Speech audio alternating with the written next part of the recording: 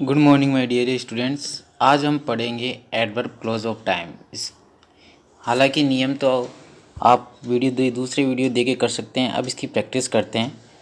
I always take a bath, I go to bed.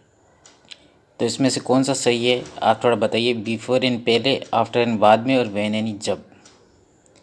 जब मैं रोज़ नहाता हूँ, I always take a bath, I go to bed. Bed पर जाने से पहले या बाद में। देखिए जो बेड से जाने के पहले क्या होगा इसमें, मैं हमेशा नहाता हूँ, आई गो टू बेड। नहाने से, बेड से जाने के पहले। तो आई गो टू बेड, बेड से पहले आएगा तो बिफोर। बिफोर यहाँ पर सही आंसर होगा आपका बिफोर। तो इसमें आंसर हो गया बी। नेक्स्ट वे करते हैं अपन। फिर पढ़ते हैं दूसरा। Will you wait here, I am ready. कौन सा सही होगा। अनलेस जब तक नहीं, अनटिल यानी जब तक नहीं। अनलेस कंडीशन के लिए आ जाता है। कंडीशन जो वहाँ पहले कंडीशन होती है, फिर उसके बाद में।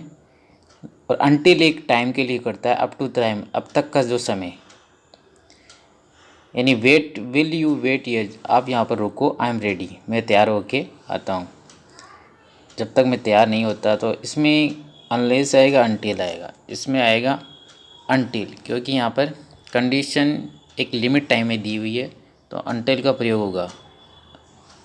ठीक है, अनटिल का टाइम होगा, तो यहाँ पर कौन सा सही हो गया, अनटिल। अगला चलते हैं अपन। I was not at home, he came to see me. When in जब, वेन यूर, जब भी। तो आई वॉज नॉट है, मैं घर पर नहीं था। ही केम टू सी मी, वह मुझे देखने आया। वैन यानी जब वह मुझे देखने आया। वैन एवर जब भी मुझे देखने आया। तो वैन एवर इसमें सही नहीं बैठता। इसमें पहले का आंसर, इसमें क्या आंसर होगा, पहला when. Next, do not disturb me, I am busy with my work. Until जब तक नहीं।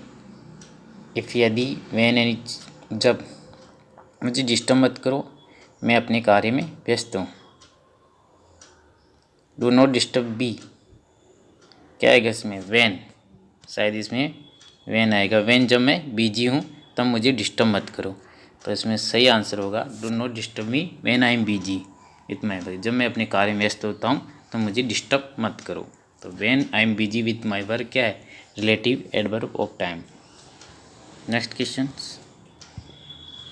Blank she finish that project, she started working on the टैक्स एज सुन एज। जो ही, जैसे ही, शीघ्र ही, जो ही, एज लॉन्ग एज जितना लंबे समय तक, एज फार एज जहाँ तक। कौन सा आएगा इसमें, she finish that project, she started working on that, on the take next. उसने जो ही प्रोजेक्ट ख़त्म किया, दूसरे पर कार्य करना स्टार्ट कर दिया। तो इसमें सबसे एज लॉन्ग एज लंबे समय के लिए आता है। और तुरंत कार्य होने, जब कार्य एक के बाद तुरंत स्टार्ट होता है तो एज सुन एज का प्रयोग यहाँ पर किया जाता है, ज्यों ही। तो ज्यों ही उसने कार्य को ख़त्म किया, दूसरा कार्य स्टार्ट कर दिया, तो एज सुन एज का प्रयोग होगा। छठा देखिए, you seem happy, you help others. तुम खुश होते हो जब मदद करते हो। टिल तक, वैन जब, आफ्टर एंड बाद में। जब आप, इसमें सीधा सही है, आप खुश होते हो जब आप दूसरे की मदद करते हो, या बाद में मदद करते हो खुश होते हो, नहीं, तक मदद करते हो ये भी नहीं होगा। तो इसमें सबसे अप्रोप्रिएट आंसर होगा वैन। फिर देखिए next answer. I have not been keeping well, I return from Kerala. मैं यहाँ पर अच्छी तरह कार्य नहीं कर रहा हूँ, मुझे अच्छी तरह रखा नहीं गया, sorry. I have not been keeping well, I return from Kerala, मैं केरला से लौटा। वाइल यानी जबकि है, उस दौरान मैं केरला से लौटा। सिंस यानी जब से। एज सुन एज जो ही, कौन सा होगा, जो ही। तो ये जो ही, एज सुन एज तुरंत कार्य के लिए होता है, तो ये इमीडिएट एक्शन नहीं है, तो ये तो आपको क्रॉस हो जाएगा इसमें, एज सुन एज। वाइल यानी जबकि, जब कोई कार्य, दो कार्य समांतर चल रहे हो तब इसका प्रयोग होता है वाइल यानी जबकि।